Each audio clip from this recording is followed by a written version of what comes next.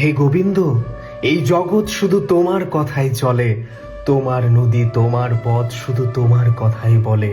তবু তোমার সৃষ্টি এই মানুষ শুধু নিজের কথা বলে, ভাবে তারাই সর্বস্ব, ভাবে তারাই সবকিছুর সৃষ্টিকর্তা, এমনকি তোমাকেও ভাবে যে তুমি কিছুই নও। তুমি সবার উপরে হয়েও রাখাল বালক হয়ে জন্মগ্রহণ করেছো, তুমি মানুষ হয়ে আমাদের দেখিয়েছো এ দুঃখে আমরা দুঃখিত হই, সেই দুঃখকেও সুখ হিসাবে গ্রহণ করো। কারণ মনুষ্য জীবনে যেই দুঃখ থাকে, যেই সুখ থাকে, সেটাকে একসঙ্গে আস্বাদন করতে হয়। একসাথে বিরহ, অন্যদিকে আনন্দের আস্বাদন তুমিই আমাদের দেখিয়েছো। তারপরেও ওই মানুষ ভাবে নিজেকেই ভগবান, নিজেকেই দেবতা, এমনকি তারাই ভাবে এই জগতে তারাই সৃষ্টিকর্তা। তারা এক এক পদে দাঁড়িয়ে আছে, এক এক পদে বসে আছে, আর নিজেদেরকে ভগবান ভেবে রেখে দিয়েছে।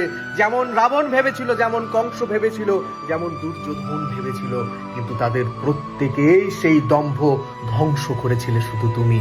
তাই তুমি আবার এসো, আবার এসো এই মানুষের এই দম্ভকে ধ্বংস করার জন্য, মানুষের এই নিজেকে প্রভু ভেবে নেওয়ার এই প্রবৃত্তিকে ধ্বংস করার জন্য। হে ভগবান, তোমার এই দ্বারকা নগরীতে দাঁড়িয়ে আমি এই প্রার্থনাই করে গেলাম।